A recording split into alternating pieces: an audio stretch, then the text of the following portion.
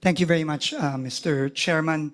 To the Chairman of the Senate Conference for the BICAM, Senator Win, to the honorable senators present, to Chairperson Mika Swan Singh, the head of the House Bicameral Conference, and the members of the House of Representatives, good afternoon. I will be very brief, just a few slides po to present. But before that, I think it's very important po for me to make it very, very clear why we are all here discussing this very, very important and, quite frankly, unprecedented reform measure that the President initiated this year, which is the reduction of the construction materials price data, which has never been done at this level and in this breadth.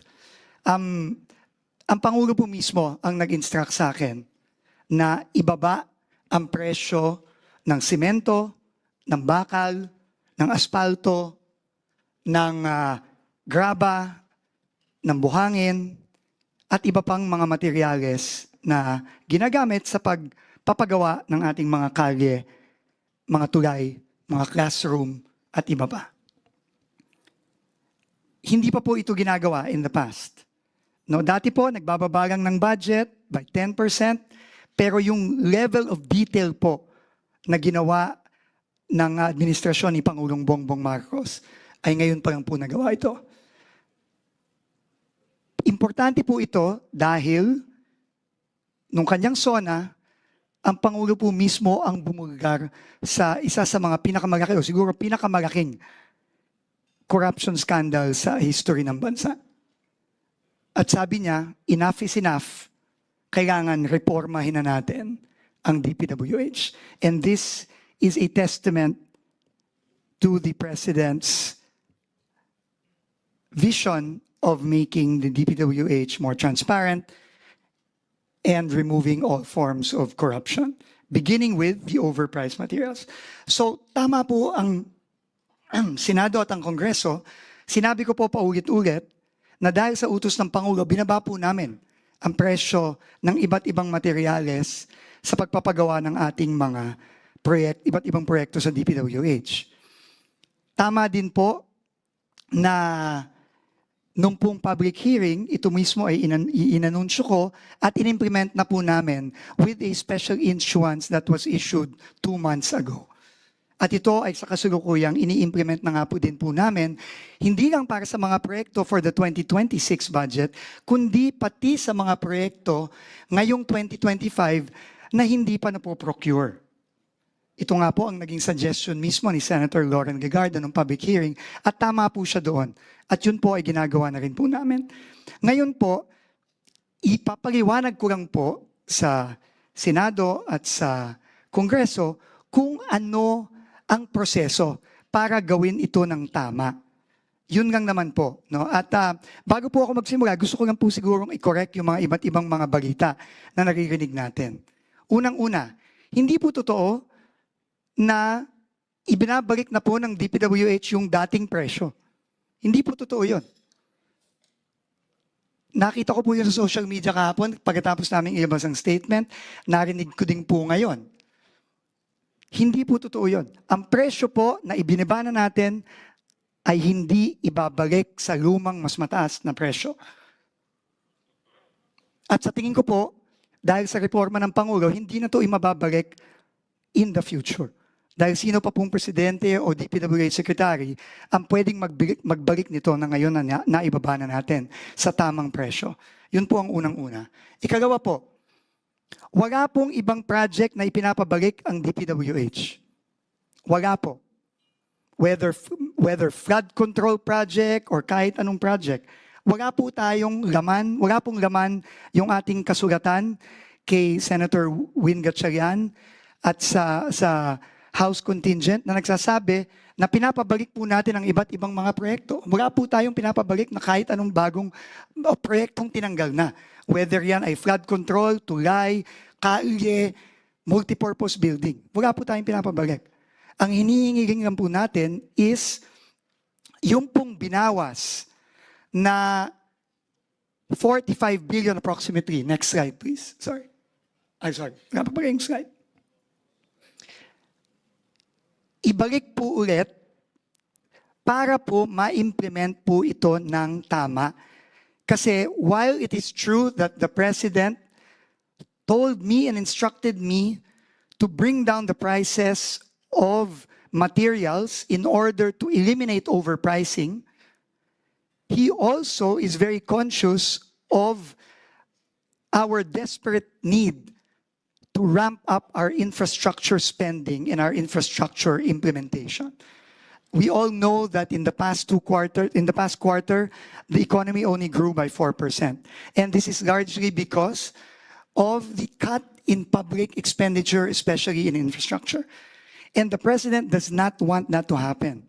Our fear is, and I will show later some examples, that the cut made using our adjustment factors, as Sen Win correctly pointed out, across the board, across roughly 10,000 projects in the General Appropriations Bill, may result inevitably in projects that will end up being unimplementable because of the way that they were applied to the various projects. And I will show that in a few slides. So ito lang po ang aming hinihiling. Hindi ho namin, ulitin ko, hindi ho namin ibabalik ang presyo ulit at itataas. Ikagawa, wala po kaming project na ipapadagdag ulit. Wala pong ibabalik. Wala pong duplicate project na tinanggal na ibabalik. Wala pong flood control project na ibabalik. Klaro po yan. And if I just may go to our statement and how DPWH, according to the engineers I have with me, there are, I think, 4 of them here. Many of them have been in DPWH for decades already.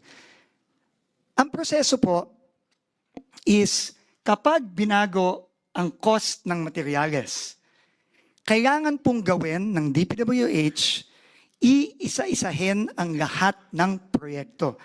Dahil ang bawat proyekto po, iba-iba yan. Merong mas maraming simento ang gagamitin, merong mas maraming bakal ang gagamitin, may mas maraming graba ang gagamitin. Depende po yan dun sa program of work. At bawat proyekto po ay iba-iba ang program of work. Kaya po yung mga presyong ibinaba, kailangan po yan i-apply sa program of work ng iba't ibang proyekto, roughly totaling 10,000 projects. Pagkatapos po baguhin ng POW, ang pagbabago ngayon dun sa presyo ay i-reflect na sa bagong approved budget of contract, yung ABC.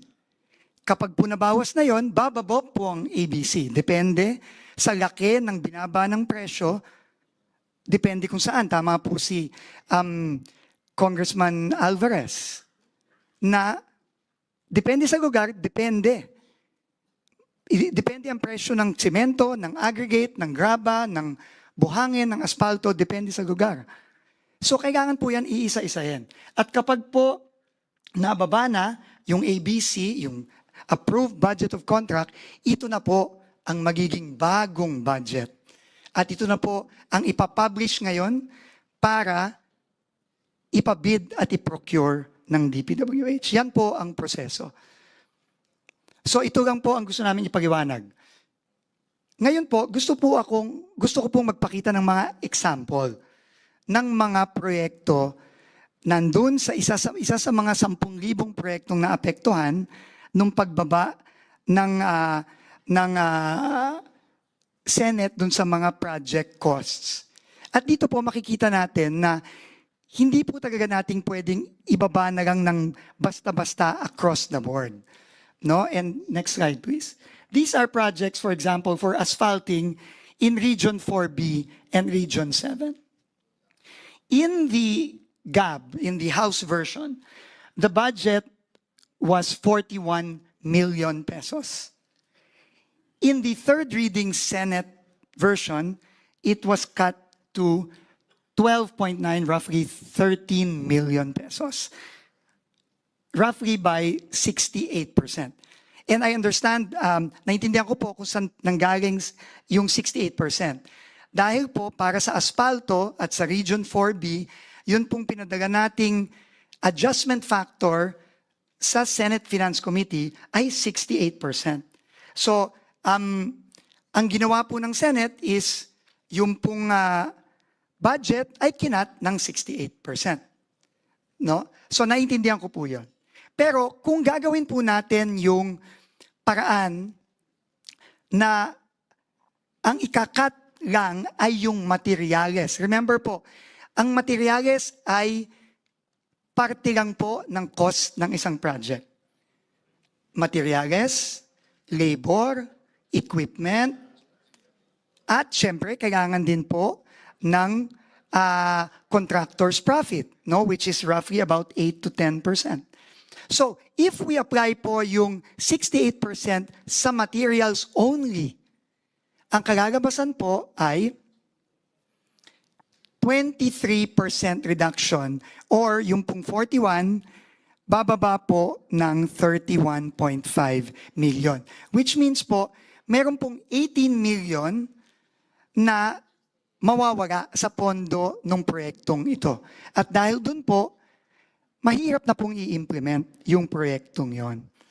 So, on the other hand, meron din naman po na proyekto na baliktad naman. Asphalt overlay din po ito sa Region 7. Ang original price po ay 25.54. Pero dahil nga po ang average factor sa Region 7 ay minus 3% lang, ang cut lang po ng Senate ay from 25 to 2.4 million, roughly 1 million lang po ang naging cut ng Senate. But if we apply the factor for that specific project given the program of work, it is actually higher. It is not 3%, but is actually minus 37%. So meron pong additional savings doon. No? If I can go further, no? This is for asphalt overlay. Concrete road construction. Ganun din po, no? Sa Region 2 naman. 90 million po. Ang reduction po was 15% because that was the adjustment factor for Region 2 for cement, etc. Ang naging cut po ng Senate was from 90 million to 76.5 million, a reduction of 15%. But again, if we follow the process and only reduce in the price of materials, the cut is only 6%. So, although ito po hindi masyadong mataas, pero meron din pong impacto sa implementability ng proyekto. No? But at the same time, sa Region 4B naman, dahil 4% lang po yung yung aming adjustment factor for 4B in general. And 4B po is very special, no? Kasi kahit isang region po yan, iba-iba pong isla yan. Iba-iba po ang sitwasyon sa Palawan, sa Mindoro, sa Romblon, sa Marinduque. Iba-iba po yan. No? Kaya mahirap pong mag-cut lang based sa adjustment factor for that region. So if we apply the adjustment factor in prices, actually, mas malaki po dapat yung cut. Instead of just 4%, it is actually 17%. So may additional savings po na 7 million. So, Mr. Chairman, Madam Chair, yun lang naman po ang gusto naming ipaliwanag. Kaya po kami naniniwala sa DPWH na dapat po ang eksekutibo na ang mag-apply ng mga pagbabago sa presyo. Dahil po yung proseso na ginagawa ng DPWH ay nandyan na. May proseso po tayo para i-apply yung mga reduction. At ito po, mami-minimize natin yung risk na magiging unimplementable or inviable yung proyekto. Pero po, ito po, panghuli ko na lang pong sasabihin ito. Naiintindihan ko po at naiintindihan din po ng Pangulo yung pag-aalinlangan. DPWH has practically zero trust sa ating mga kababayan. And naiintindihan ko po na mukhang mahirap po kaming pagkatiwalaan. Naiintindihan ko po yun. No, na baka pag yan ibinalik sa versions ng HGAB at sasabihin, kami na lang ang gagawa ng pagbaba, naiintindihan ko po na, na hindi kami pagkakatiwalaan na gagawin namin ito. Kaya po, naglabas po ako mismo ng department order, which again has never been done, mandating all regional directors, all district engineers to implement this strictly. At kung hindi po ito implement, we will not authorize the procurement of these projects. And if they do not implement it, yan po ay may kaakibat na mga penalty, both administrative and possibly even criminal. Ginagay po namin yon, and we have given copies of the department order I signed to the members of the Bicameral Conference Committee. Yun po ang gagawin namin. Alam ko po, mahirap po kaming pagkatiwalaan. Pero yun po ang hinihiling namin sa inyo ngayon. And obviously, with Congress's oversight function, anytime po, pwede nyo po kaming i-check kung ito po talaga ay ginagawa namin. Lalong-lalo na po, nag-launch na po ng ating Pangulo ang transparency portal ng DPWH. Meron po dong live streaming ng lahat ng mga bids. Makikita nyo po doon, pag pinablish po, mako-compare nyo po, binababa talaga ng DPWH ang cost ng mga proyektong ito. At kung hindi po namin binaba, patawag nyo po kami.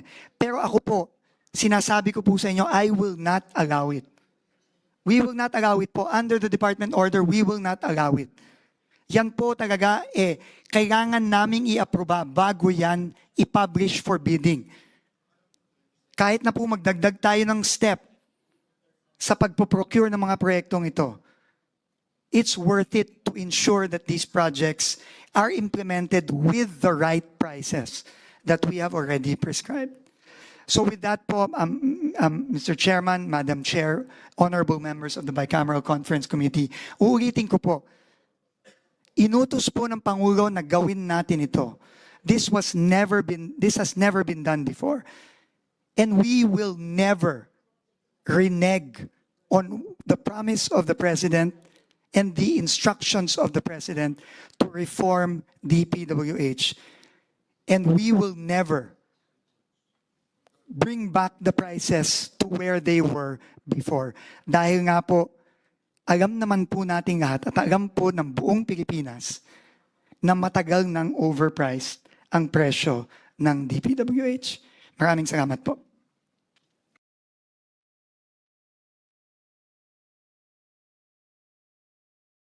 Yes, Senator Lawrence recognized. Thank you, Mr. Chair. I know we had to check whether the rules would allow a member of the BICAM to ask questions, but it is important that we seek clarification from Secretary Dizon. Do you accept the fact that it was the DPWH through you or maybe your staff during hearings and in the plenary that actually advised the Senate to cut the cost, because indeed in the previous administration you claimed, and it's on record, that the cost of some, not all, projects might have been overpriced? Ma'am, this needs clear clarification. In the Senate hearings and in the plenary, we admitted that the prices were overpriced. Okay, that's Absolutely. all why- Absolutely. Ma'am, but I think it's very important. No? Yeah. We also said that we are going to bring down the cost, Yes. which we did.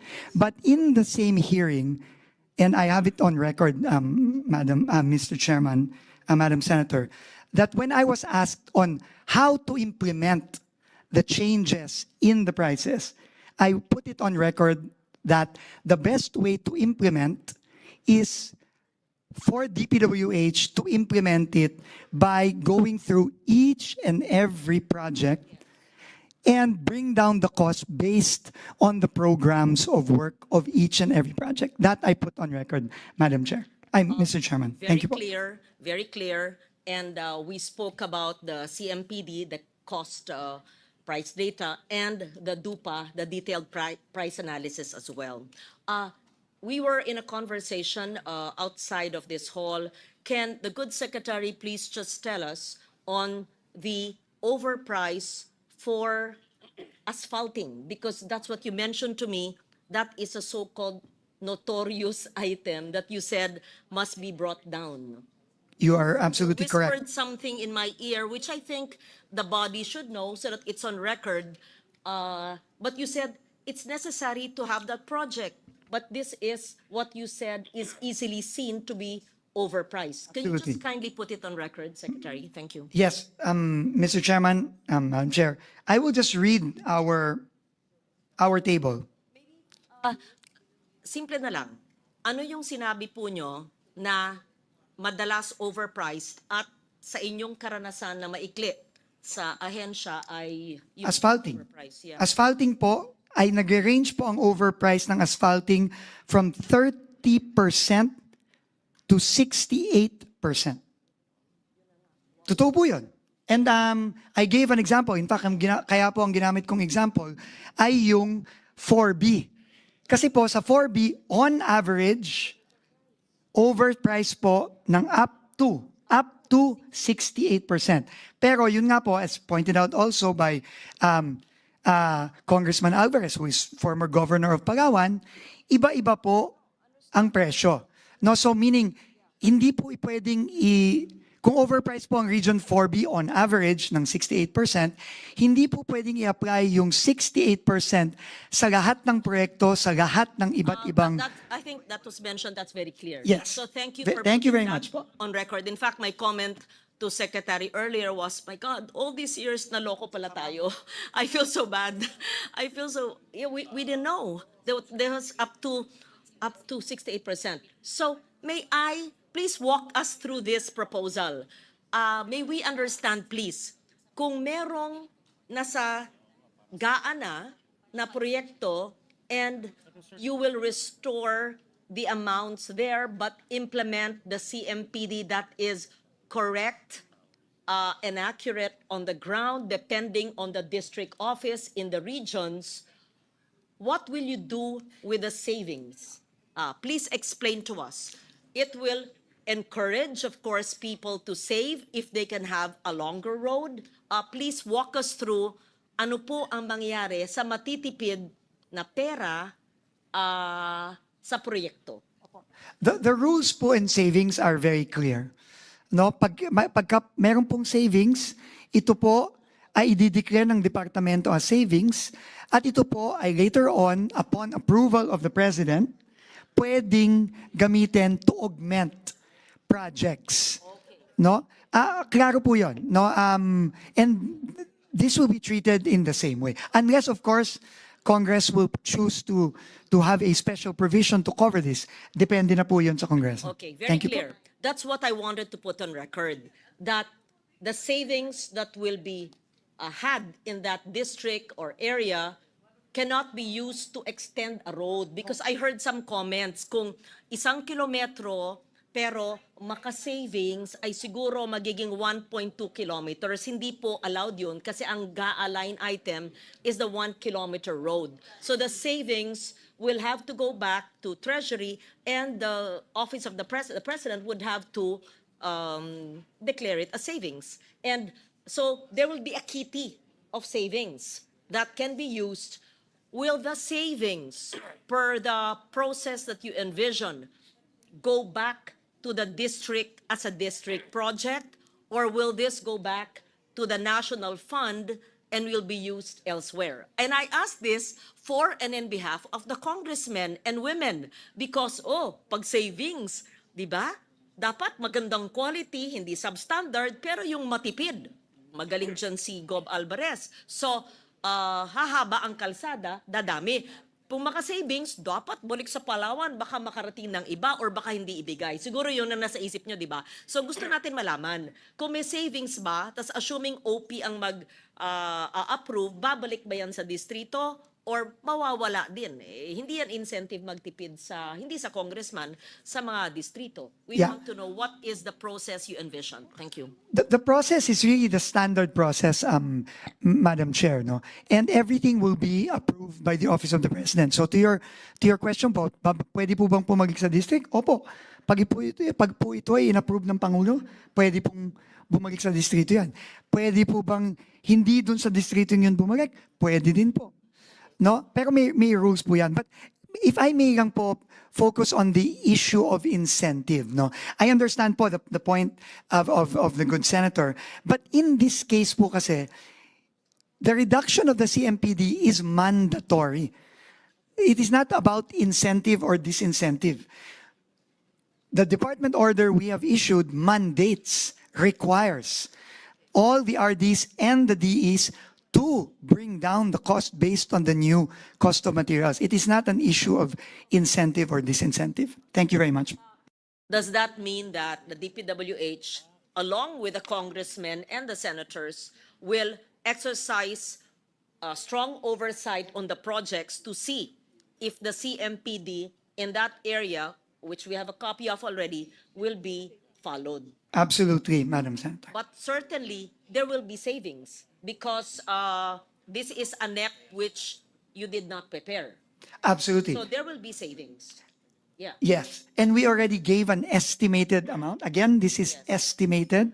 This will have to be borne out by the actual adjustments per project, but we are estimating roughly about 60 billion pesos in savings when the CMPD is implemented for all projects under the 2026 budget. Thank you very much.